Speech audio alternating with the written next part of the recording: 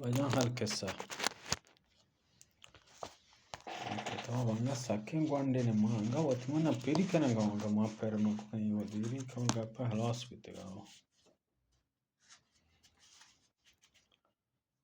وجه وشی همه پیما مردم وجه پا جنگ واسا آماده بیتن و سپاهان سب کشت و تیار بیتن که امیر ارسلان سرداران درو هر یک بجا وقت قرار گرفتن ڈول و شیپور جنگ جد آواز داته سامخانه اشکت گرچه حقیقتا ای بچه گنو کی او هنو انگر خستگی راه اتکا خستگی وتی در نکتا پا جنگا اتکا شیاگون جواب بده شان جواب دا جنگه که ما آماده ایم و همه پیما شان جنگان دهلان شیپورانی آواز وشی چست بید سپان توکا وجه ردیب بیتن سپه بستند لینا وشتاتن سامخان هم وجه وتی اسلح پوشتم جانی بستم وتی اسپا سوار بیتو وستا می سپایگا علم چیرا سایگی آئی سرا وتی چتر نه همشه وشن علم مزنه سایگی علم چیرا وجه وشتاد قرار گب همه که سب درو آماده بیتن ارسلان وتی اسم میدان تاچند وسط میدان اسب سر یه دور جتی یک هنچو تند و تیز وتی اسبی تاچند میدان توکا که صدای احسن یعنی شاباش چه هر دوئیں چه دلا دوست و دشمنه وشی درد چس بید نیزه وشی با زبین نجد زبین وستا یا پاده هم نیزه سرا وشی ایرکو یا پاده اسب رکابا هنچو ترین تی یعنی اسب وستا ترت هم نیزه سرا پاد ترین تو یا پاده پر رکاب اسب یا پاده پر نیزه سرا دور جتی گرد گردا هنچوشی واجه هم و می دیوشی وتی کوپک سر رتکگتم و یک کلای چوٹکا سری ایر کتگا آواز دا پا دشمنا یکی چه مردان وشی بیت میدانا دست پنجه نرم کنه یکی چه امیران پرنگی برابر سامخان احترام ایر کتو راه پا امیر ارسلان بستی یاد که امیر ارسلان دیما امیر ارسلان وشی آل مقدارا زهم کشه هنچو انگا آین دیما رسه وشی چستی کو زهم ایجا پس سرس زهم وشی دن جگر آینید ربط دو کپ پاوی با زمین سر کپت همه پیما وشی حال کسا ارسلان بالاخره وشی وجه جنگ توکا برنده بید چون کسا خلاصه این کتاب برنده بید دیگه باز توضیحات ندن این کتاب توکا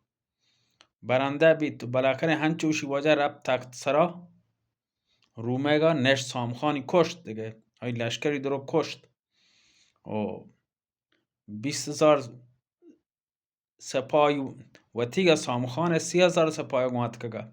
20,000 پته لشکره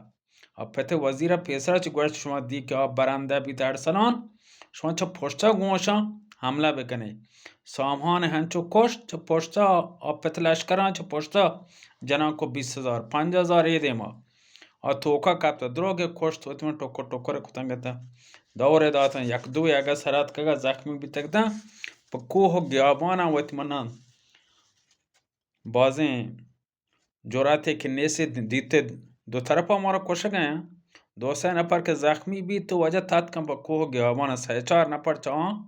مانت گوشی کوه گیابانا تات کن امیر ارسلان هنچو رب تو وجه پا تخت سرا رومه پادشاهی نشت شو خطبه با این نام سرا اومد و سکه هم با این نام ارسلان جده و خواجه سعید آقا باشی که وتی من نام حرم مسئولی یعنی خواجه آیا لوٹانت ارسلان وشی برو 400 کنیز یعنی مولد یکی چه یکی شتر بگر بیار حرم تو کا آماده کن جای بده خواجه هما ٹیما وجه پشتاپا ربط وجه 400 مولد یعنی جنک یکی چه یکی شتر رو زورت آرت وجه چا امیر ارسلان نظر آچی وقتی منا یه نیر رسمی تا زمانگا گوازین ته امیر ارسلان 400 کنیزا چی پا خوشی واسطا وجه आबूदा ची भी ये नहीं देखे वत मन तवार बांधे छे कनेंगे दे मार हो गए कि अमीर अरसलान गेंदाक अक्स पर खुलखाए कि पादशाह या नेट चम मुद्दते अमीर अरसलान शप रोच मा आयशो खुशी तो का उशी रोच वती ग्वाजें था बाज कम वक्ता यानी बरे बरे आसपी जोप शिकार रब शिकारी सैद को तो हमें पैमा रोच आई हमें पैमा ग्वजगाता تا که یه روچ به نزدیکی یک کلیسای چه پرنگیان رسه صدای همه شیپور همه که وقتی من کلیسای تو که آواز ده همه اشکوتی جست کو علت چیه شیپور چی آوازه که در چست بی همه که درستان